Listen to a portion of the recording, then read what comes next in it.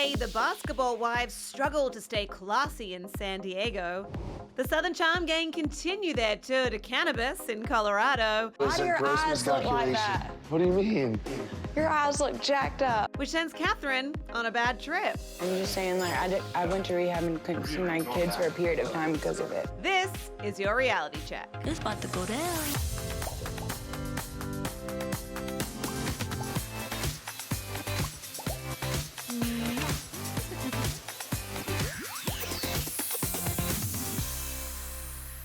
Hello, hello. It is THC Thursday, according to the Southern Charm crew. More on that later. I am Lyndsey Rodrigues. Welcome to Reality Check. Hello. Today, I am joined by People.com senior news editor Michele Corriston. Michele, thanks for coming back. Thanks for having me. How is everything going upstairs at People? Super busy, super juicy, a lot of great stories this summer. There are a ton of great stories, actually. And so later on today, we're going to be taking a look at all the wildest moments in reality this week. So be sure to check out our Twitter poll at People to vote, and we'll see what you chose later on in the show. There's the poll right now. Get voting, guys. But right now, as you said, a lot of juicy stuff going on, so let's break it all down with our daily top 5. At number 5, fans of the Big Brother franchise are slamming house guests on the 21st season of the CBS reality show for racist remarks and behavior. CBS and the producers released a joint statement to People addressing the backlash, stating in part, "At times, house guests say things that we do not condone. We share some of the viewers' concerns about inappropriate behavior and offensive comments, and producers have addressed this with the house guests involved." They went on to say that casting in the show is not racially motivated after taking heat from viewers on Twitter after 3 contestants of color were eliminated last week. So do you think that CBS should have taken more initiative where this was concerned and to try to mitigate the situation a little bit better? This is a tough situation, and it's not the first time that Big Brother has faced allegations like this. The problem with Big Brother is it is supposed to be this social experiment where everyone is restricted from the outside world, and you're putting together people from all walks of life, all different backgrounds. Yeah. I think the issue that the fans had isn't that they cast people who they might not have realized were racist, but that the remarks they were making that were racist didn't make the final edit. And in the past, when this has happened, CBS has taken that constructive criticism and ended up airing more from the live feeds. Right. So that we can see both sides of the story. Right, so and to speak. there have been consequences. House guests in past seasons came out of the house thinking they're gonna have all these fans on Twitter, and they ended up losing their jobs, That's and America true. hated them. That's so true. you kind of have to see how it plays out, but Yep. CBS does have a responsibility to show what's happening in the house. Yeah, that's right. I mean, as viewers, I think we deserve to see all sides of the story and to really, just have a handle on what's going on in there. Totally. So hopefully going forward, we'll see more of that. Yes. So. At number 4, Kyle Richards took to Twitter following the airing of the final part of the Real Housewives of Beverly Hills reunion, using the social media platform to get a few things off her chest. Her rant began, "The Real Housewives is not lifestyles of the rich and famous. It is not Sex in the City. It is not scripted. It is our reality." She continued, "Ken is angry because the cast bullied Lisa when she was going through a hard time, forgetting the fact that being honest isn't bullying." Camille also bore the brunt of her tirade, with Kyle writing, "Camille came into the reunion guns blazing. I honestly do not know why she was so angry."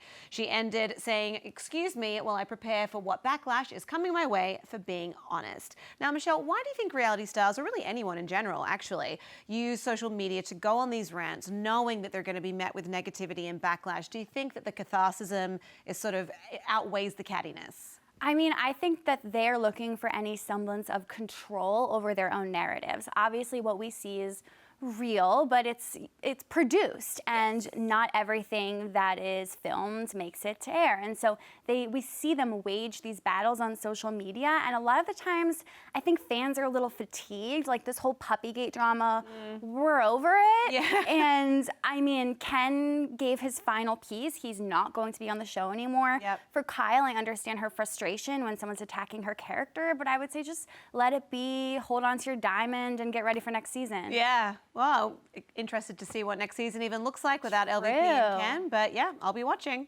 At number 3, Stephanie Pratt's new beginning may already have come to an end. Just 2 days after MTV announced the show has been renewed for a second season, a fan asked Stephanie if she would be returning, to which she simply responded, no. Now, though it remains unclear if this is true, Stephanie's decision to sit out the next season won't come as a major shock given all the drama she's recently been involved in. Her long-standing feud with her brother Spencer Pratt and his wife Heidi continues continue to boil over in this season, as well as her feud with Audrina over rumours she hooked up with Justin Bobby. Stephanie revealed she was back in London after saying that evil siblings do not exist there. Do you think there is ever going to be peace between Stephanie, Heidi and Spencer? Because at the end of the day, they are family.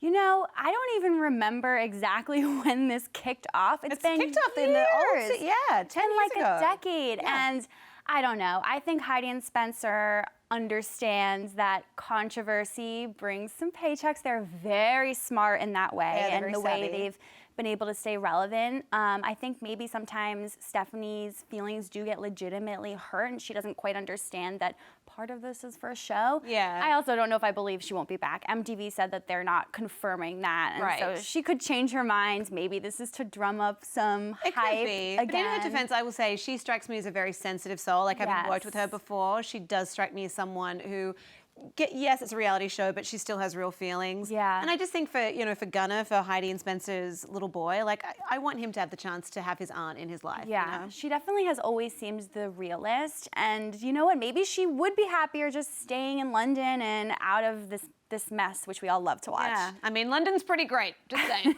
At number 2, Ashley Jacobs is sharing new details about her time with Thomas Ravenel and what led to their split a year later. She says that when she met Thomas, she was looking for something different, saying it was really dark and I was really lonely. She goes on to say that Thomas was her only support system and her time dating him was the worst year of her life. Ouch, that's a bad review.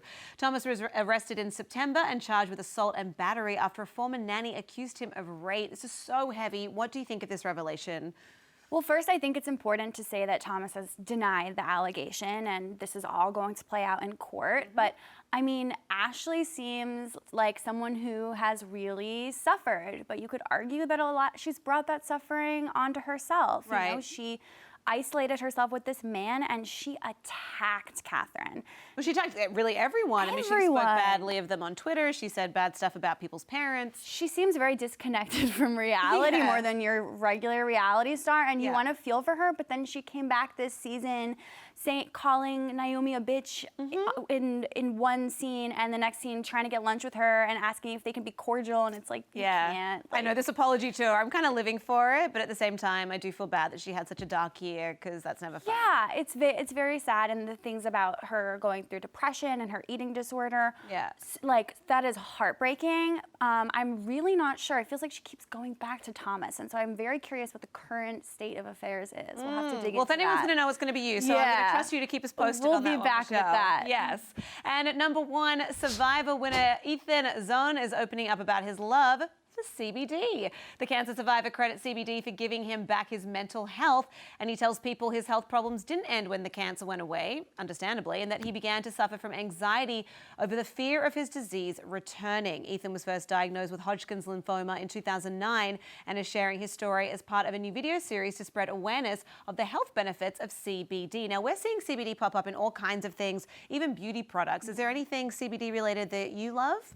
You know what? I actually haven't tried it yet, and I've been super hesitant because my thought is just, is this a bunch of crap? Does it work? And I believe that experts are divided, but whenever you hear a story of someone saying, this helped me, you kind of have to take them at their word. And so I'm super interested in learning more about it and trying it. Yeah, well, it's definitely becoming more prolific. So yeah, it's everywhere. It's everywhere. So yeah. Well, switching gears, last night's Basketball Wives was quite the emotional journey during their San Diego trip. They maybe could have used some CBD to calm the nerves. The intended group dinner became a point of contention when Evelyn refused to attend if Jennifer was there, causing the ladies to try for a resolution that didn't quite land. Watch. Doing? What the was I doing? What the was I doing? You a fake ass bitch. Talking about my kid. Okay. You don't got kids. Talking about you my kids. So you don't know what the it feels like, you stupid bitch. I will your ass up. Oh. This is really dramatic stuff, and you would think that this, plus the game of confession sessions over dinner, would keep Evelyn and Jennifer from ever reconciling. However, I'm happy to say that things took a turn in the right direction when Jennifer decided to make amends. I don't understand, like, Listen, how did I'm things sorry. get so bad? I don't know. I'm sorry. Can we just not do this? I'm really sorry. I do not want to fight with you. I don't want to fight with I you love either. you, and I'm sorry. Now, Michelle, you've met Evelyn. She was on a episode of the show with you, so you know that she's actually a lovely, lovely human. Amazing. And the two of them have been friends for 20 years. Evelyn was in Jennifer's wedding. Evelyn says that her daughter looks to Jennifer as an aunt. So do you think that they can finally put all of this behind them and move on for good, or do you think that there's still going to be some stuff that's going to simmer up? I really hope that they can just bury the hatchet and move on. I mean, that fight was insane. It was. That doesn't happen on my girls' trips. I must be doing it wrong. Yeah. But it was also, you know, cathartic, and it seemed like they were really able to reach a nice resolution. Yeah. But then again, you know, drama is what we live for. Right. So let's see how long it lasts. Exactly. We know in reality TV, they love to sort of lull us into this false sense of security. Yes. We're like, oh, everyone's best friends. And then it's like, oh, crap. So we'll have to wait and see. But I think when you've been friends with someone for 20 years, you're no longer friends, you're family. And only families and fight like there's that. ups and downs with every relationship. Absolutely. Well, look, right now it is time for our first break of the day. But when we come back, we'll be joining the Southern Charm crew on their skiing vacation. We're going to get high. Stay tuned. What's going on? You denied hooking up with her when you her this summer and you made her feel like Dude, you are insane.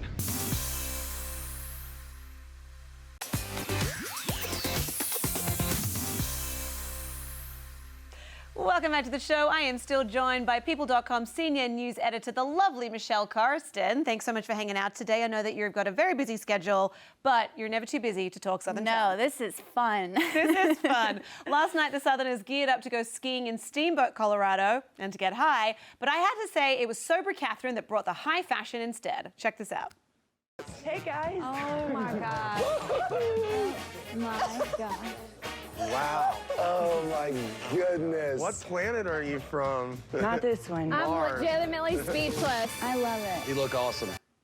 I mean, I just live for this woman. It doesn't matter what she's going through. She always looks incredible. What did you think of her outfit? Are you a fashion over function or function over fashion kind of person? I think I'm function over fashion, but this inspired me. I swear to God, last night I was on Instagram, like hunting for where this came from, and we found everything. We found the prices.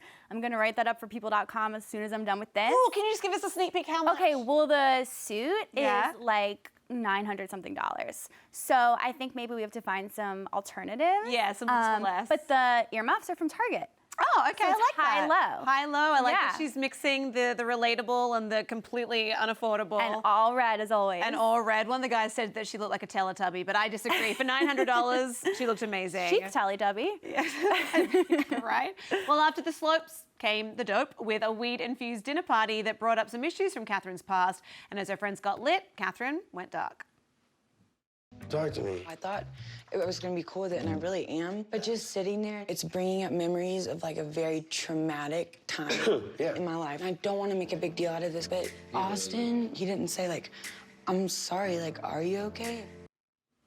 So after that chat, Craig then went back to the group of friends who were still eating dinner and confronted them, particularly Whitney, about their lack of awareness and sensitivity. Watch.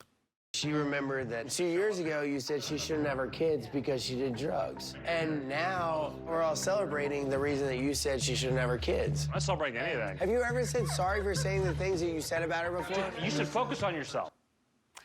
First of all, Craig is the sweetest. Oh, I love mean, him. to go to bat for him, to go to bat for Catherine was really, really lovely. And not an easy thing to do, to stand up to your friends like that. Is he right? Should her friends be more self-aware about how much strife marijuana and all that kind of stuff has caused Catherine? I really do think so. And it's hard to remember because this season everyone's rallied around Catherine, anti-Thomas, anti-Ashley. Craig is the only one that's been in Catherine's corner of the main cast, like from day one. Yeah, They've said terrible things about her. Yeah. It's because they didn't really understand what was going behind the scenes. Their allegiances were with Thomas, but how can you forget that she had to go to rehab for marijuana, almost lost her kids, is currently in a custody battle to lose her kids. And now, I don't think it's that they were partaking in weed. I mean, it's Colorado. What else are you going to do? But they were so cavalier about it. Yes. And the fact that they didn't check in with her or any of that, and it just looked really hypocritical. I think so. I think you hit the nail on the head. It's like it's not that they shouldn't partake in whatever it is they want to do, but just check in with your friend and say, I know that you've had some struggles. Is it okay? Are you comfortable? What can we do to make you feel more at home in this or say situation? we were wrong. You know what? Weed's not that big a deal, clearly, because we're smoking smoking it right now. Like, Right. they shouldn't have been They were so smoking it, they were judgmental. eating it, they were putting in butter, they Oh were yeah, drinking it. Oh my God, I was high just watching this episode. Catherine's issues with Whitney are even more complex as well, as he continues to deny their recent hookup, even though she showed Danny the text messages from LA. And he finally went to check on her, but she turned him away. So do you think that she did the right thing in saying, not right now, or would you have had it out with him right there and then? I think her feelings are really, really hurt, and she just needed a minute. I'm sure that they'll have a conversation, and it's interesting. His mother, Patricia, posted a tweet, I think a few days ago, maybe last week, where she indicated that the reason Whitney isn't owning up to it is because he doesn't want to get embroiled in her custody battle. Oh, okay. Like, then he could potentially be called by Thomas's legal team to testify. How was she behaving all summer? Did you meet the kids? How involved were you with the kids? Did she have a nanny around when you were there, or was she taking care of them herself? This is just a theory that's kind of floating around, but it could track. Yeah, it's actually kind of a good theory and not one that we thought of for Yeah. sure. So I guess there is always two sides to every story, but I guess it's just frustrating when she's like, this happened, It why won't you feels admit really it? hurtful. So I do hope that it comes And out. we all know it happened. We all know Give it me happened. a We've seen the break. receipts, They've but denied it for yeah. years. I like- hope that it comes out that he was denying it for her best interest and not to, be a jerk. But also so. maybe don't let him hook up with you next time. Like, move on. Yeah, I mean, he's a 2 and she's a 10. She's a red hot 10. She can do better. Right now, we're going to take a break, but when we come back, it is time for our weekly Reality Bite segment, so make sure you stay tuned.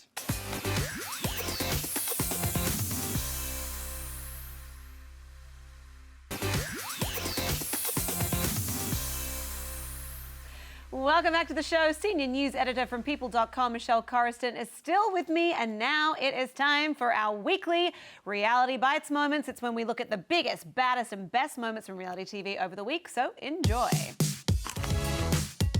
I decided to conceive again at this point in our marriage. What? Girl, ain't nothing coming up out them breasts to feed no babies but powder. Why are you here? I need to talk to you. No. Are you okay with butt squeezing? Because if you are... So the implication is that you think he did do it. Mom, there's gnats. I got to get y'all into the nature more often. We're not nature people.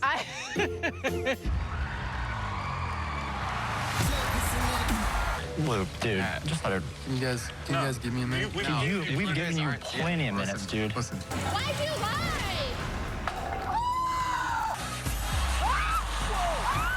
You don't talk about the in my life, you stupid bitch. I will your ass up. Lay your hands off me. Yeah, what are you gonna do? I ain't scared. I ain't scared neither, motherfucker. Wanna lie? Serious? She doing way too much. Can you seriously look me in the eyes and tell me that you have complete clarity and that you have no feelings for me any longer? I can. Okay, that's all I need to hear. This is y'all house.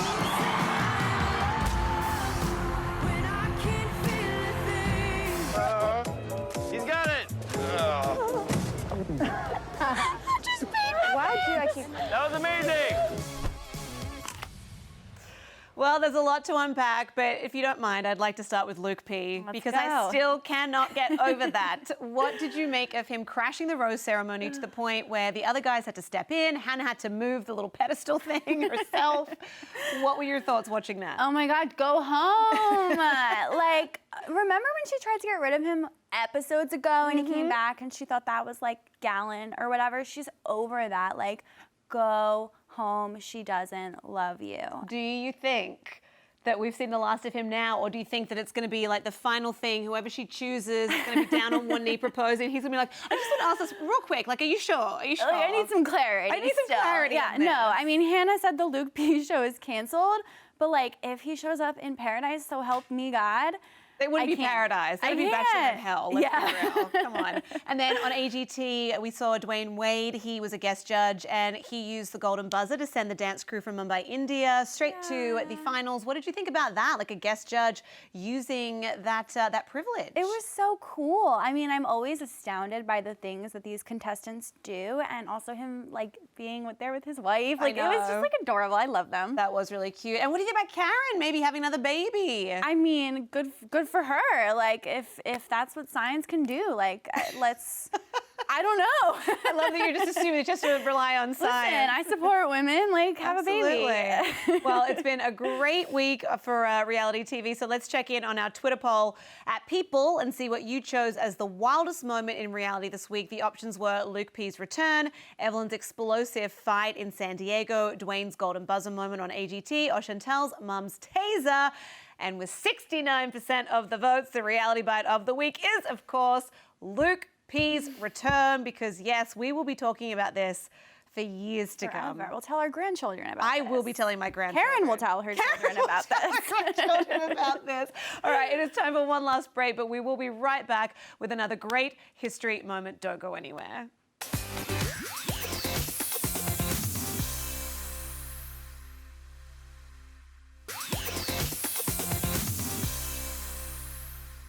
Welcome back to the show. Here is another golden moment from reality TV history. Enjoy.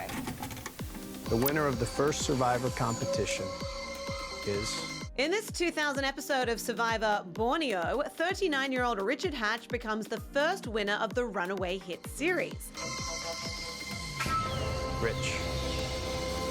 Congratulations, Rich. Richard was a cunning and colourful competitor, best known for his frequent nudity and for creating the first ever alliance. We only needed to use 3 of our 4 allied people's votes. But no alliance would protect him against the IRS, and Richard soon became just as well known for failing to pay the taxes on his $1 million prize, for which he would later serve nearly 3 years in a federal prison.